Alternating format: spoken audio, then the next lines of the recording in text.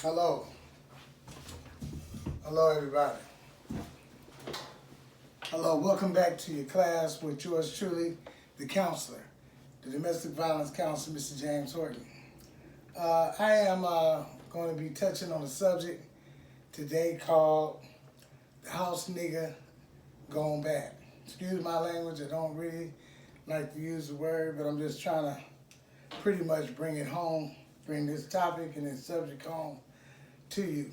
The house nigga going bad is a particular story that started out in the early days of slavery, 1600, 1700, even somewhat 15 plus on up to today, 2020. Where I'm going with this is the house nigga going bad. It's a funny thing that brothers of the day and even sisters of the day of the African American tribe will speak about people being suckers, people kissing the white man's behind and doing different stuff like that that's against their people, you know, and they describe that person more or less as the butler, as the house nigga. And then on the other side, one describes the field nigga as the person who is the rebel that goes against all kind of authority of another race or another culture, or, you know, one that's more or less described as being down for its people, right? And so I'm touching on a area that's called the house nigga gone bad, right? And no, excuse me, I apologize. The field nigga, right? It's a cross between, and actually what I'm describing is more or less that there's no difference between the two, the house nigga and the field nigga, because they both still what one would describe as nigga. And my suggestion to you is to find you a new name, you know, quit calling yourself that name, period. But so the field nigga is one that today is trying to get promoted to a level of being a house nigga. And he takes his rags off, puts on some nice jeans, nice shoes, very expensive shoes, and he polishes his outsides up. And in reality, he wants to be the house nigga. He wants the privileges of being a house nigga. He'll give himself up in so many ways just to be the house nigga. Matter of fact, he'll definitely give you up or give his people up just to hold that position that he may have acquired or believes he's acquired. You know, so very interesting, the field nigga. The field nigga says, wow, I finally got in. Wow, I finally got chosen. Somebody's finally paying attention to me. He gets a position to where he is, he has some authority in a sense. He gets a position to where he got some juice. He knows a few people. And he got some, what they would call, like I say, connections. And he holds on to that thing for dear life. Yet he says he's down for his people. He says he comes from being in the field. He says he's a gangster. He says he's all these characters, man, that we give applause to, you know, the jacker, the gangster, the shoot 'em up kind of motherfucker, you know, and very, very interesting. But once he gets in, I mean, this person is sometimes even described in the street as the Godfather, right? This person can be someone who even is in association with the enemy, the police, or whatever you might call it, and giving up all kind of information, doing all kind of things to be a good field nigga, house nigga. But again, like I say, he's still a nigga, right? One should also define and look it up. I don't know if you'll find it in Webster, but you'll find it because they have different dictionaries that one can look for. Cultural, ethnic dictionaries that define that word nigga to its fullest form. But I'm trying to define it and blow it up for you so you can have it without even having to search and read it somewhere. Just open your mind, right? Yeah, it's very interesting.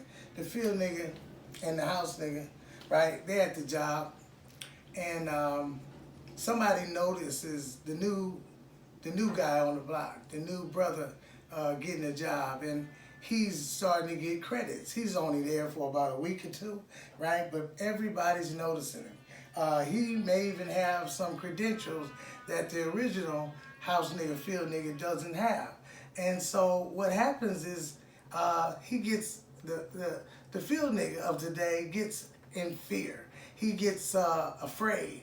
And so he begins to start changing it up. He begins to start sorting you out in a sense, telling everybody they don't want to be with you, making up rumors about you that are not true, just to keep his positioning safe.